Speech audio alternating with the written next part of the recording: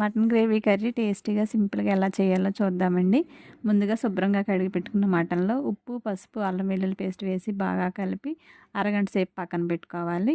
ఇప్పుడు stove on చేసి బాండీ పెట్టుకుని ఆయిల్ వేసి ఇలాచి, లవంగాలు, దాల్చిన చెక్క, బిర్యానీ ఆకు, ఒక కప్పు ఉల్లిపాయ ముక్కలు, ఉప్పు వేసి కలిపి బాగా వేగిన తర్వాత ముందుగా కలిపి పెట్టుకున్న మటన్ వేసి మూత పెట్టి 10 నిమిషాలు మగ్గనివ్వాలి.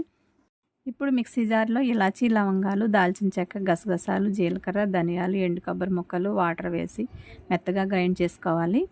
ఇప్పుడు ఉడుకుతున్న మటన్లో కారం వేసి ఒకసారి బాగా కలుపుకోవాలి. గ్రైండ్ చేసిన మసాలా పేస్ట్ వేసి కలుపుకొని మూత పెట్టి 2 నిమిషాలు ఉడికించి దీనిలో ఒక గ్లాసు వాటర్ వేసుకొని పచ్చిమిర్చి ముక్కలు కూడా వేసి మూత పెట్టి ఆయిల్ పైకి వచ్చే వరకు ఉడికించుకొని సన్నగా తరిగిన కొత్తిమీర, పుదీనా వేసి కలుపుకుంటే టేస్టీగా మటన్ గ్రేవీ కర్రీ రెడీ అయిపోతుందండి. గ్రేవీ ఎక్కువగా రావాలంటే ఇలా చేసి చూడండి, దేనిలోకైనా చాలా బాగుంటుంది.